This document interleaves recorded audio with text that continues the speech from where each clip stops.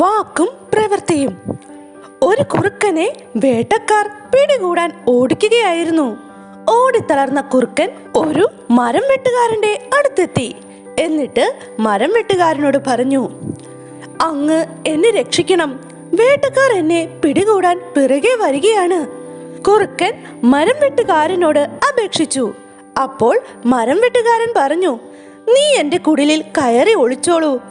കുറുക്കൻ മരം വെട്ടുകാരന്റെ കുടിലിൽ കയറി ഒളിച്ചിരിപ്പായി. അപ്പോഴാണ് വേട്ടക്കാർ കുറുക്കനെ അന്വേഷിച്ച് അവിടെ എത്തിയത്.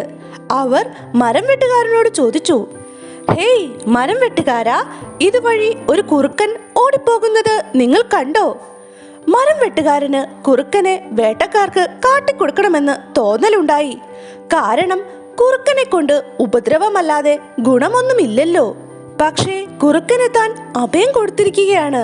അതുകൊണ്ട് അവനെ പിടികൂടാൻ നേരിട്ട് സഹായിക്കുന്നത് ശരിയല്ല എന്ന വിചാരവും അയാൾക്കുണ്ടായി. അതുകൊണ്ട് മരം വെട്ടുകാരൻ തന്റെ കുടിലിലേക്ക് കൈ ചൂണ്ടിക്കൊണ്ട് പറഞ്ഞു, ഇതുവഴിയൊന്നും ഒരു കുറുക്കൻ പോകുന്നത് ഞാൻ കണ്ടില്ലല്ലോ. ഉറപ്പാണല്ലോ? വേട്ടക്കാർ വീണ്ടും ചോദിച്ചു. അതെ. അപ്പോഴും മരം വെട്ടുകാരൻ തന്റെ കുടിലിന് നേരെ വിരൽ ചൂണ്ടുന്നുണ്ടായിരുന്നു. വേട്ടക്കാർക്ക് മരം വെട്ടുകാരൻ ഉദ്ദേശിച്ചത് എന്താണെന്ന് മനസ്സിലായില്ല. എന്നാൽ ഇതെല്ലാം കണ്ടുകൊണ്ടിരുന്ന കുറുക്കന് മരം വെട്ടുകാരന്റെ മനസ്സിലിരിപ്പ് പിടികിട്ടി.